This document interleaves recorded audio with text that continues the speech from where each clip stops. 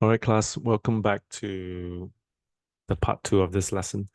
So I have constructed the overview landscape for the towers. Okay, by now you should have completed the 2 towers. And the dimension is given for the landscape. Okay, so this is the overall base plan, the constraint. Okay, 60,000, 100,000. So this is the landscape that we have quickly draft here. Okay, so you can pause the video and spend some time drafting out the landscape. So I'm going to show you the front view. So once you finish each contour, each one of them, there will be a drop of a height of 2,000. Okay, so what I meant is I'm going to show you the front. So these are the 4 contours. Front, top. Okay, so this is the 4 contours. Okay, so I have moved them down using Gumball 2000 each one of them. So once you have finished it, we will commence the next part of the landscape building. Okay, so I'm going to go perspective view, shade it so that we can see a lot better. Okay, so at this junction, assuming you have finished, I am going to continue. So I'll make a copy of this to demonstrate what we want to do here. Okay, so I'm practically going to quickly explain to you. Sometimes landscape would be nice to your work. If you give certain landscape to your architecture, it shows some terrain, and of course, it kind of make the space softer. Okay, so one of the ways that we can build surface on this, okay, I will show you a few of them. So based on these 4 curves that we have, obviously, the first one that you will always want to try would be loft. So we're going to loft this. Okay, let the computer, let the software run its course. They know where they will do the align, and I say enter. Normal. Okay, so this is a normal loft, but of course, this is computed arrangement. Okay. However, if you want to subdivide this a lot simpler, you could use this rebuild with 10 control points. You could increase them. But you notice that as you increase, you probably have a certain constraint. Okay. So is this a better method? I leave it to you. I'll let you decide which works for you, which probably don't work for you. Okay, so that is loft. Next commands that we will like to try would be surface, and this will be patch. I don't think we have used this since the first lesson till now, so patch will be something interesting as well, patch. So this is patch. Okay. So Rhino asked, okay, obviously we talked about a quick one. So sampling points, you can leave all default. Okay, leave all default first. If you're not sure of the command, then just say preview. So this is what Rhino will show you. For some of you, the reason why you wouldn't have like what mine is, because there's an automatic trim. Preview again. This is automatic trim. Okay. Adjust tendency, up to you. For this instance, it's not much change. Not really that much because it's a very big space. So preview, if you increase the span, assuming I stretch it to 50, it's basically a subdivide.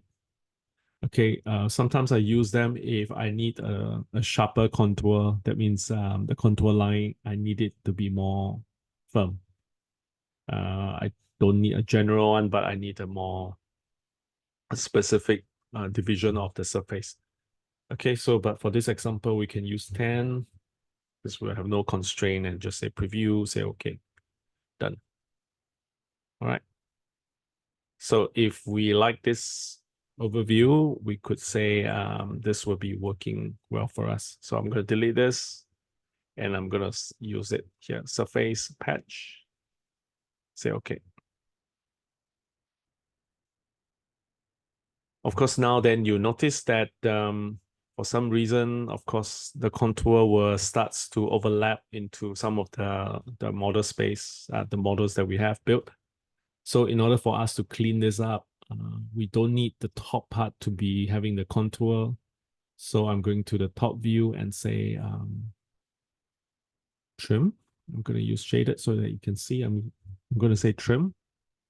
Select the first top layers and then say trim object to be trimmed. Done. So if it's in perspective, yes, this is done. But if you go to the front view, you will also notice that the landscape will also overlap in certain degree. So they are not flat completely. They are still contour, but on the top view, this is correct. Okay, on the top view, trim is correct. However, the front view is another thing altogether. So in order for us to do this properly, we would probably need a flat floor. Okay, so with the original curve in stack, we're going to say surface planar curves. Okay, we're going to use planar curve. We're borrowing that piece of curve that was original curve here. Okay, so of course the landscape and that piece of surface will not go hand in hand because there will be definitely some gaps here. Look, there'll be some gaps here. Okay, so you can do either way. You can either bring the landscape a lot lower, just a bit lower, okay, or you could bring it higher. It depends on what you want to do. So one of the command to finish this, I'm just not going to bring so, okay, would be surface blend or surface loft. You could use loft. Let's try loft, curve, and then edge. I say do not simplify. That's it. Okay, I'll just let Rhino do its calculation. I know it's not what we preferred, but for this instance, I'm going to leave it first. Okay, so once that's done, I have a flat surface. If I go to the front view, I notice that the floor is still not flat, but you know that you can group them. You can also group them. And then remember we use the align tools. Okay, we use the align tools. I'm going to hide this. This is the floor surface. So transform align. If you see things that is, okay, I'm going to be a bit more dramatic on this. If you see items that is far away and you want to align to this curve, I know some of you has done this a few times on your own. So you could use transform align this item. The main thing it's I have grouped them before I do an align. Otherwise, everything will just fall flat because they are not grouped. So therefore, Rhino will assume that everything will be aligned to the floor. So all your floors will be brought down to that first level. So no, just group it first so that you're in control. So objects to align to, enter, and you could say bottom. I'm going to use near or snap near. Okay, so is this, I'm going to select them, Control G. And I say the same thing, align, bottom. Okay, done. All right, so again, this command, show selected. I said this piece brought up back. Okay, done. So you have the landscape, you have the floor that sits the landscape. You could select all of them and join them up. Okay, if you don't, then this floor would be different from the landscape. I'm going to select this and this, join them. So this will be probably another texture. Okay, so this is almost coming to an end. I know I added some trees. Okay, I will talk about that a bit. So I'm going to hide all the curves that previously we have done. Okay, I'll show you something that it's also nice for your architecture to do so. I'm going to object property. I selected this object property. I'm gonna off the ISO curves. Okay, front view. So in the future, if you want to create some landscape like this, contour, it's rather nice as well. So I'm going to show you how front view. So same thing, we did the contour for the floors. So I'm going to say curve from this object contour. I'm not sure where's the lowest point is, but I'm going to randomly pick, and I say this way up. Division of 200. Okay. Oops. Let's see the top view. Oops, that's pretty much too much. So I'm going to say contour again, select this. 300. Let's try. It's not much, but yeah. Well, at least it's not so close up. So you could kind of show the landscape of how the floor landscape is. So it's also a good guidance to how each layer is, and you roughly know where things are. Okay, so the trees, I'll leave it to you. We have done the trees. Some of you have already learned how to do the trees. You could scale the trees. Okay, so if you have no question, I guess you have no question, I'm going to leave the video here. So before I close this, this is my trees. I spoke to the class that you could scale trees. I'm going to the top view. I'm gonna hide this first. You could scale tree, you could select this, and then you could gumball this. So it looks random. It doesn't look the same, right? So it's my tree. So you could also select gumball and then stretch this a bit. Okay, and like view perspective. Okay. All right. So repeat again, this is the submission for this roof. Design that roof, landscape. If you can, add on funky landscape, one technical drawing, one perspective drawing. Okay. So the roof design, again, I have to say, design something for this roof, design something for this roof. Okay, so that will be for you. And what happened at page 1 here? This is my landscape. So I'm going to just touch on the technical drawing really quite fast again. I want to remind the class that you are free to position them, but however, it's always top, front, right view, and then probably for this instance, left view on the top right here. Okay, so top view, how do we get the scale correctly? Scale. And the default is always 1. Okay, 1, enter. And then, of course, now you see that Rhino tells me for this, now this is 493. No, I don't want that because I want to have 400. So I say 400, enter. Okay, so that is 1:400. Double click, look for it. You know, we go perspective view, hide this first. The text will interfere with my 2D drawing. Okay, so same thing, select scale 1:400. Okay, done. So I want to remind the class that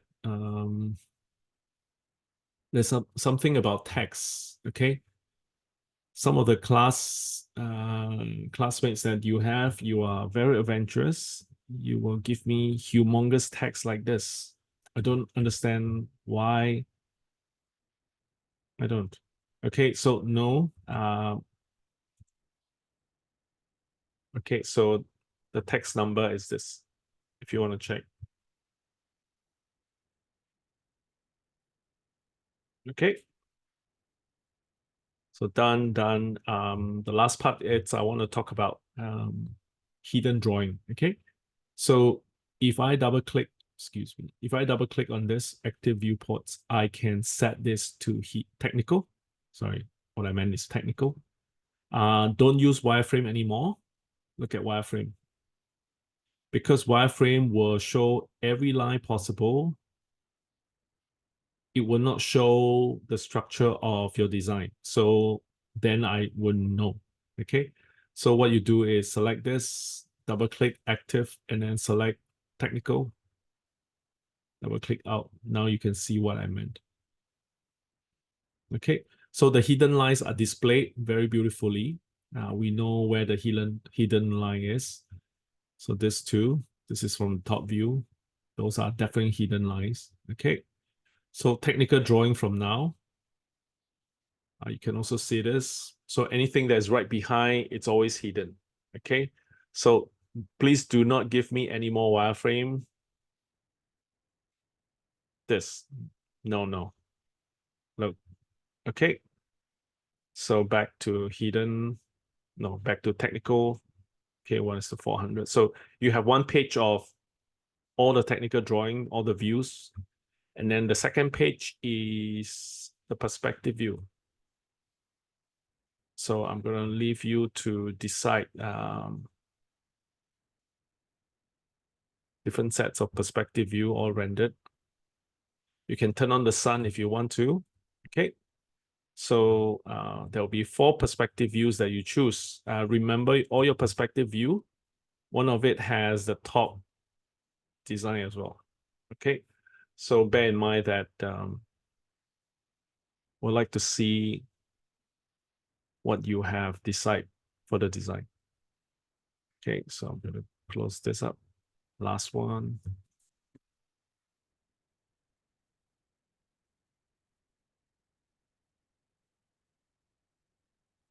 Maybe this.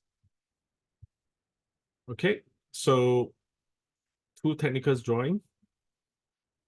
I've done number 3, but no, just 2, it's good enough.